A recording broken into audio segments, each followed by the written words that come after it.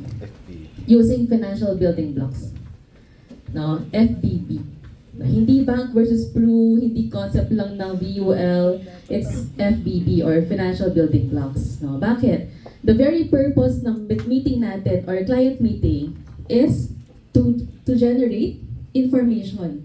Kasi without information, wala tayong matadraft. No, possible 36K or ano ba yung minimum niyan? 'Di ba? Pag hindi natin inaral to at the end of the day, ang tatanong lang sa'yo, sa dami na pinag-usapan nyo, ano yung minimum? 'Di ba? Or hindi ako interested. Okay? So ngayon, i-share namin sa inyo no, how we UMs do FBB. So ngayon, start natin. Ayun, gumana na siya. Ayan. So, kanina pa ako bumipindot eh, kahaba ng introduction. So ngayon, ayan, ito yung presentation flow natin. So before namin i-run sa inyo, ito siya, yan lang talaga, no, yung flow ng presentation. So hindi na kakakabahan, paano? Yung pag sinabi ng recruiter ninyo, pwedeng pa GFW, best nakasampung GFW na tayo. Diba? Joke lang. Sino nakakasampu na? Wag naman, diba? You have to grow as well. So ito yung gagamitin nating structure. Okay, so we start of course with rapport, don't forget that. No, kasi we want to remove yung barrier, di ba? When we will be presenting to the client, no? Kasi you're not presenting to a board of director, di ba? You're presenting to a friend, no? Yung malapit sa'yo, no? So, di naman dapat pag tapak mo or pag open ng Zoom, hindi ka ibang tao. You're that person pa din na kilala nila. So, you have to build rapport as well. So, number 2, introduce yourself, no? Why you? No? Kasi very important to, lalo na if you will be presenting to your friends, or even to the people na referral sa inyo.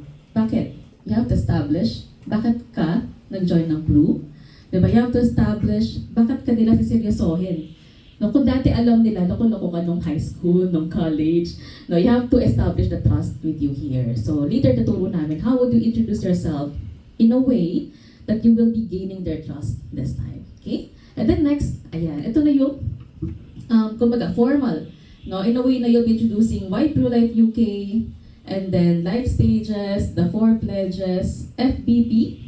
No, wherein ito na yung fact-finding.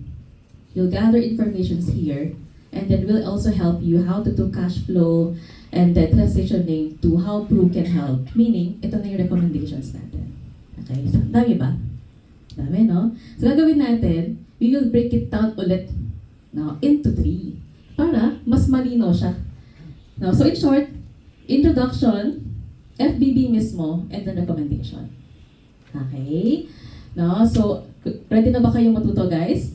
Yes! So dito, guys, hindi lang tayo makikinig. Ito yung sinasabing difference ng UMPOP.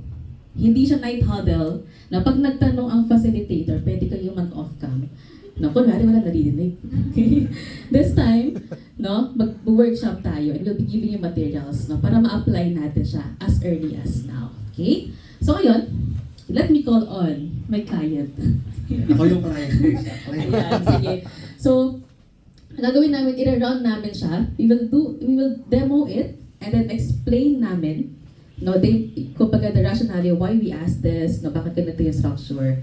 And then we will do workshop along the way. Okay? So demo, explain, and then workshop.